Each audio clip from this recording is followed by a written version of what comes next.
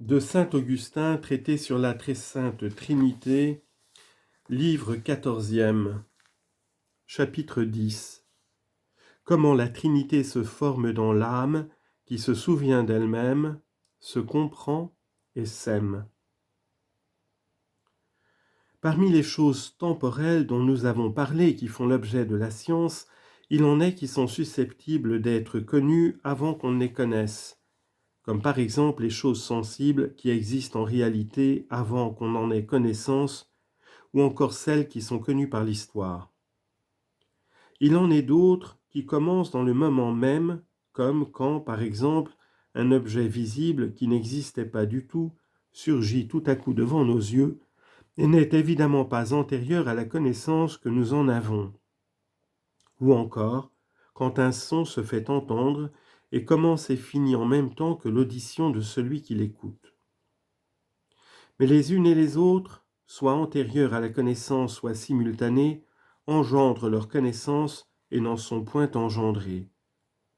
Et quand une fois connues et renfermées dans la mémoire, elles sont revues, qui ne voit que ce classement dans la mémoire est antérieur à la vision, résultant du souvenir, et à la réunion des deux formés par la volonté? Mais dans l'âme, il n'en est pas ainsi. L'âme n'est pas accidentelle pour elle-même, comme si elle était telle par elle-même, et qu'il lui vint d'ailleurs une autre elle-même qu'elle n'était pas d'abord, ou du moins comme si, sans venir du dehors, il lui naissait dans elle-même qu'elle était une autre elle-même qu'elle n'était pas, par exemple, comme la foi qui n'était pas dans l'âme est née dans l'âme qui était déjà âme auparavant, ou comme quand, postérieurement à la connaissance qu'elle a d'elle-même, elle se voit, par le souvenir, établie en quelque sorte dans sa propre mémoire, comme si elle n'y eût pas été avant de s'y connaître, bien que certainement depuis qu'elle a commencé d'être, elle n'ait jamais cessé de se souvenir d'elle-même, de se comprendre et de s'aimer, ainsi que nous l'avons déjà fait voir. Par conséquent, lorsqu'elle se tourne vers elle-même par la connaissance, il se forme une trinité où déjà on peut découvrir le Verbe, car il est formé de la pensée, et la volonté les unit l'un à l'autre.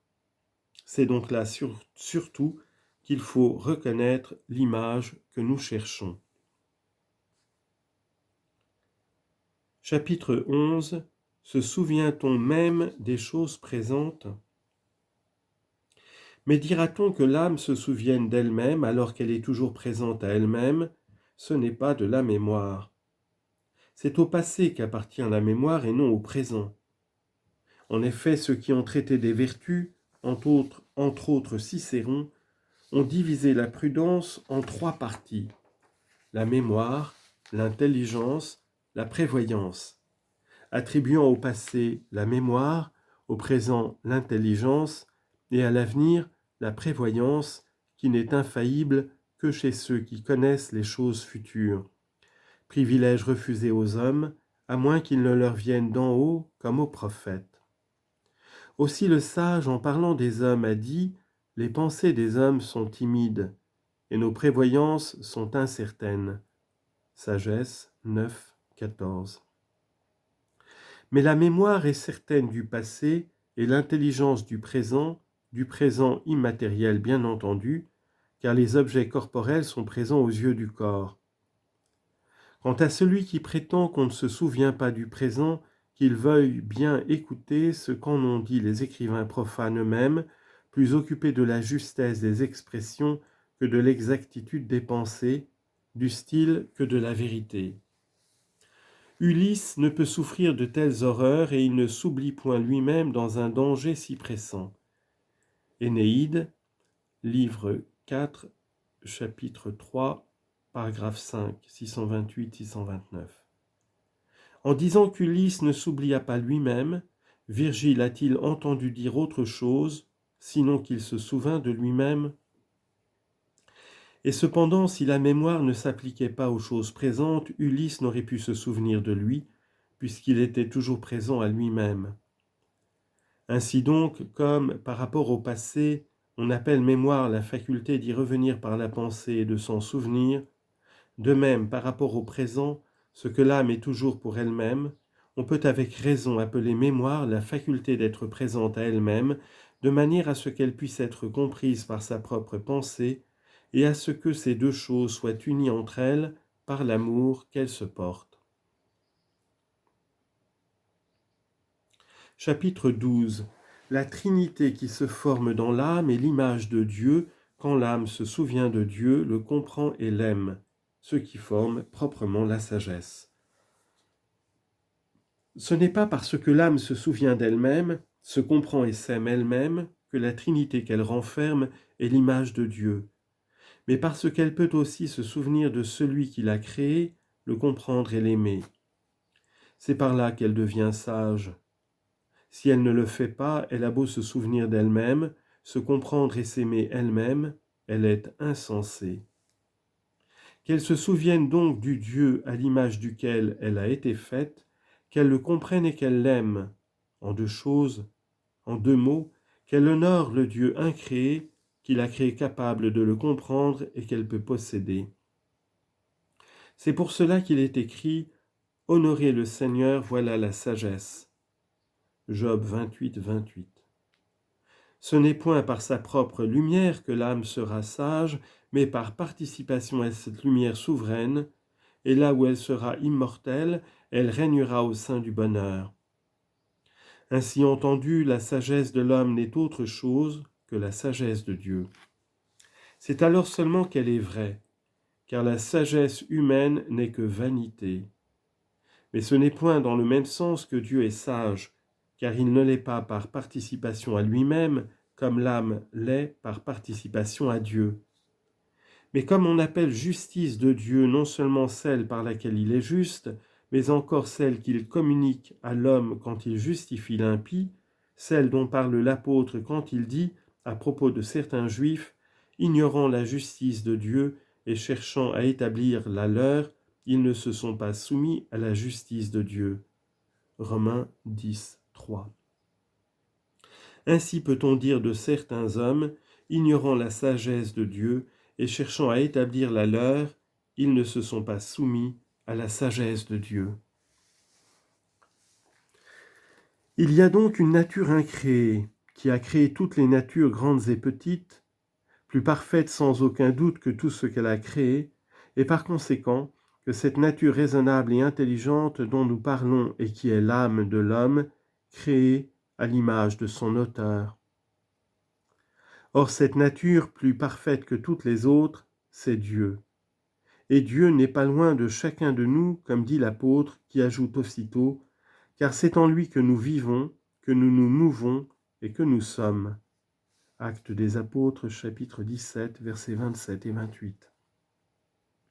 S'il s'agissait ici du corps, on pourrait comprendre que l'apôtre parle du monde matériel. Car là aussi notre corps vit, se meut et existe. C'est donc de l'âme faite à l'image de Dieu qu'il faut entendre ces paroles dans un sens plus digne qui n'est pas trait au monde visible, mais au monde invisible. Car est-il une créature qui ne soit en celui dont les divines écritures nous disent « Puisque c'est de lui, par lui et en lui que sont toutes choses » Romains 11, 36. Or, si tout est en lui, en qui peut vivre ce qui vit et se mouvoir, ce qui se meut, sinon en celui en qui tout est? Cependant, tous les hommes ne sont pas avec lui, comme y était celui qui disait « Je suis toujours avec vous ». Psaume 72, verset 23.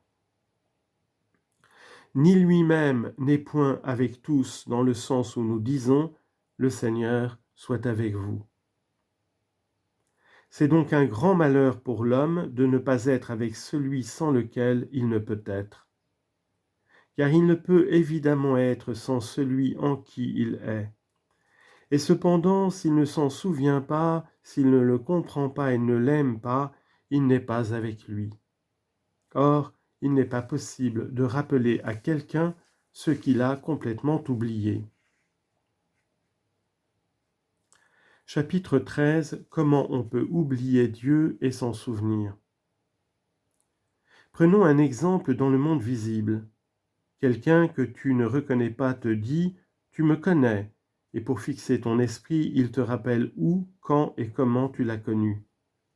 Si tu ne le reconnais pas après toutes les indications propres à réveiller ta mémoire, c'est que tu l'as oublié au point que tout souvenir en est effacé dans ton esprit. Il ne te reste pas autre chose à faire que de croire sur sa parole que tu l'as réellement connue. Et encore faut-il pour cela que celui qui te parle te paraisse digne de foi. Mais si tu t'en souviens, tu rentres immédiatement dans ta mémoire et tu y trouves ce que l'oubli n'avait pas encore entièrement effacé. Revenons maintenant au sujet que nous avons voulu éclaircir par cette comparaison tirée de la société humaine. Entre autres choses, nous lisons dans le psaume 9e que les impies soient précipités dans l'enfer, toutes les nations qui oublient Dieu.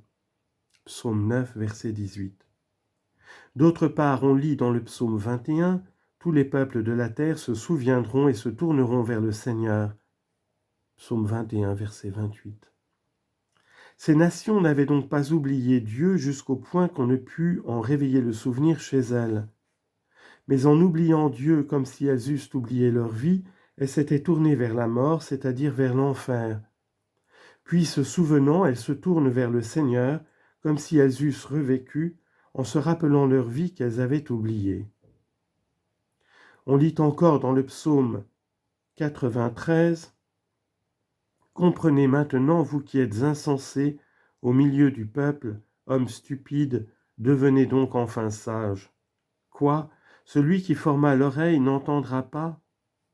Ceci s'adresse à ceux qui, faute de comprendre Dieu, en disent des choses qui n'ont point de sens. »